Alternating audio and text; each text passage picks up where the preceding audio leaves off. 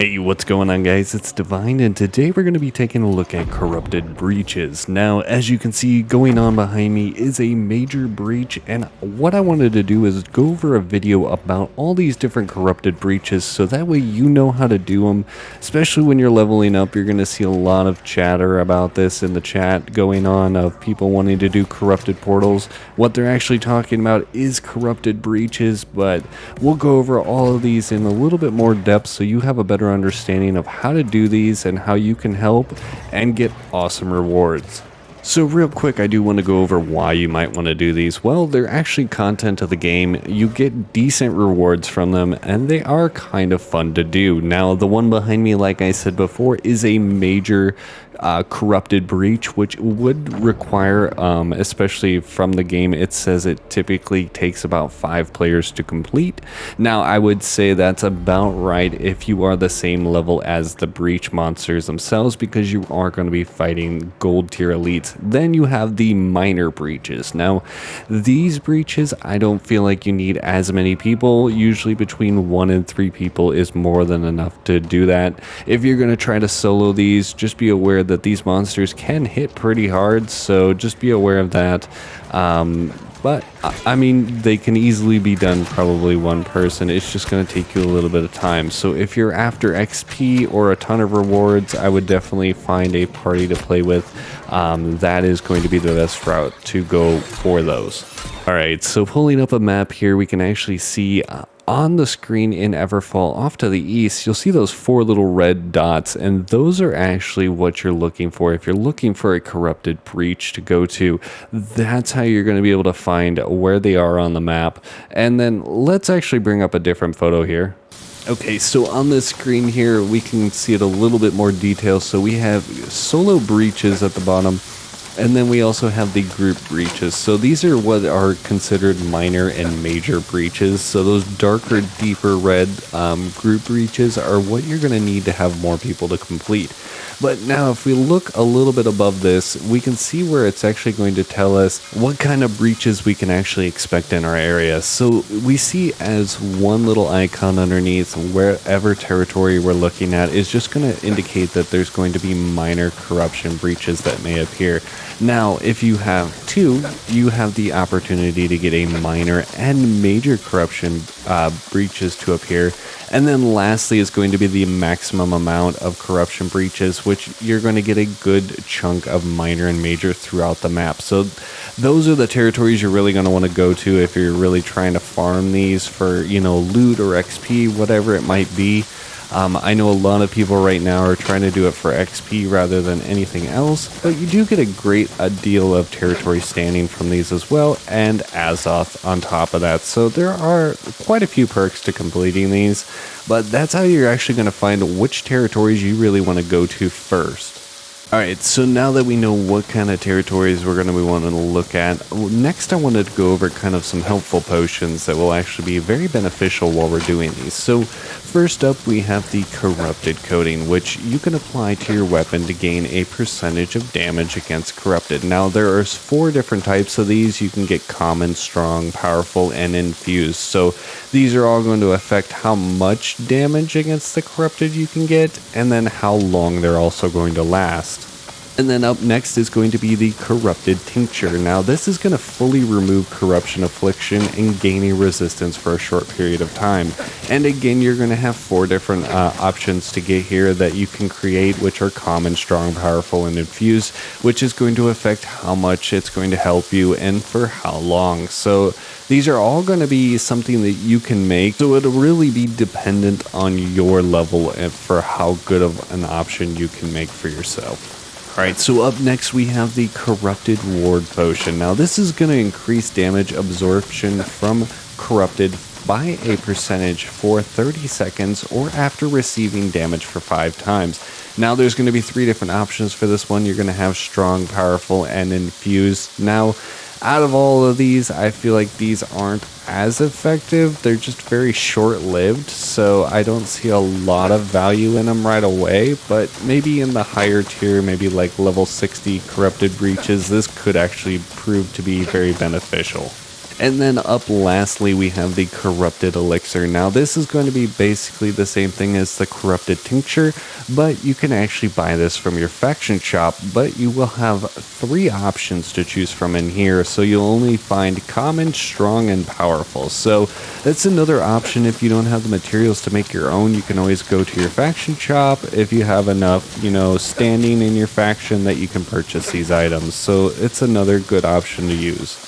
Alright, so now we've already talked a little bit about the difference between the minor and the major corrupted breaches, but now let's go over the 4 types that you're going to run into. So you're going to have the corrupted monolith, the festering hive, the infested grove, and the corrupted portal. Now the corrupted monolith and portal are going to be the 2 that you're going to be able to find in major and minor variants. The other 2 actually you will only see in minor, which can be nice because those other 2 are actually really easy.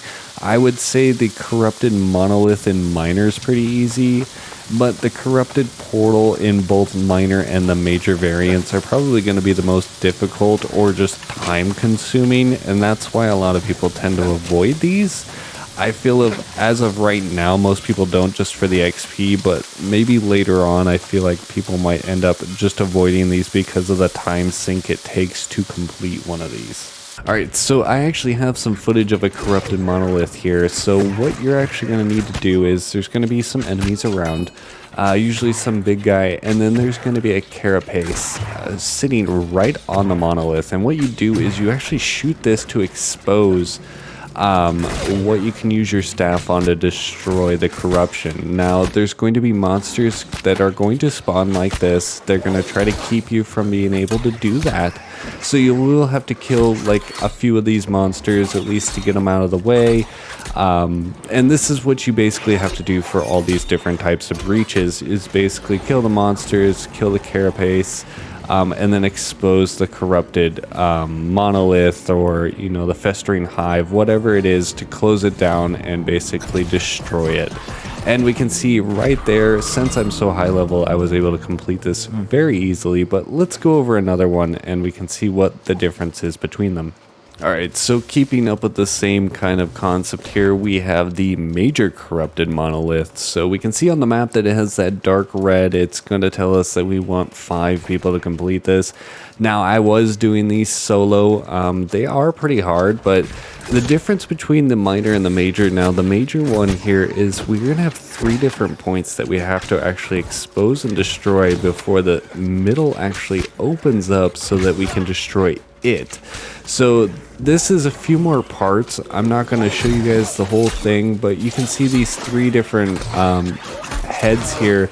After we kill these monsters, we can actually use the staff on it to destroy this, and then we basically move around in like a clockwise or a counterclockwise pattern, and then it's going to actually expose the middle. So let's cut to that real quick.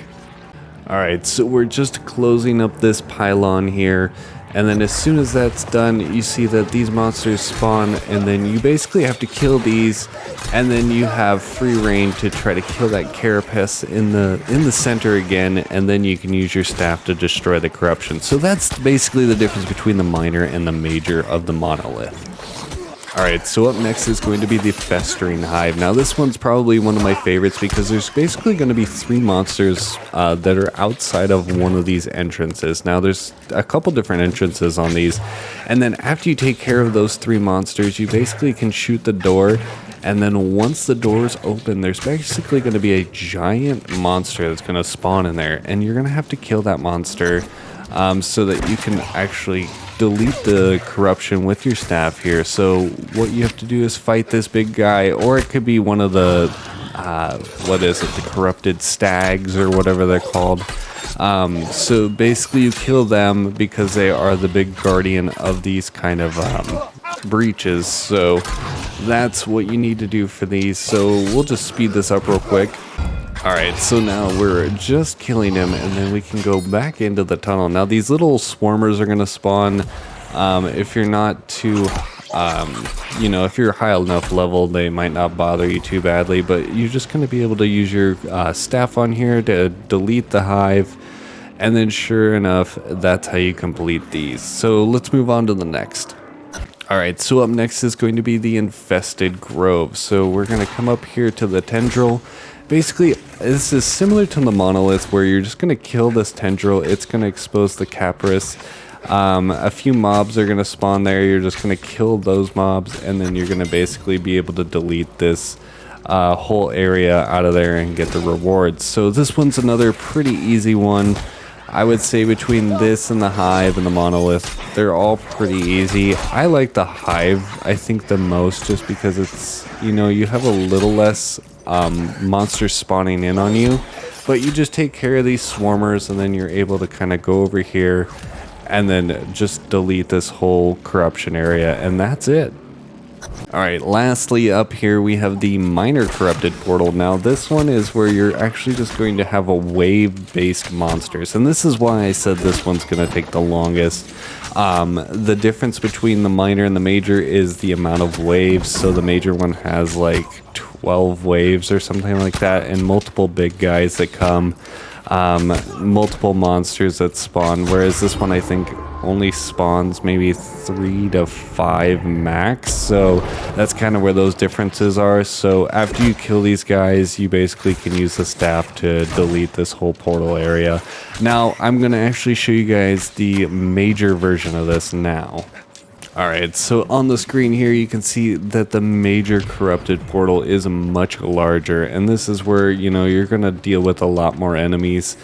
I won't make you guys sit around and watch me do this because I think this one actually took quite a while to complete, but it's the similar effect where you're just basically going to kill all these waves, and then you can actually go up to the portal to destroy it. So after that you get the rewards, but the nice thing about the major breaches is going to be that the rewards you get out of them are a lot better. So when you get a reward out of a minor, you basically get one item, whereas the breaches you can actually get multiple items, and then you also have the chance to get some shards or slivers, things like that, that are used later on to make things like portal key, or actually orb keys, you know, to go into the dungeons and things like that.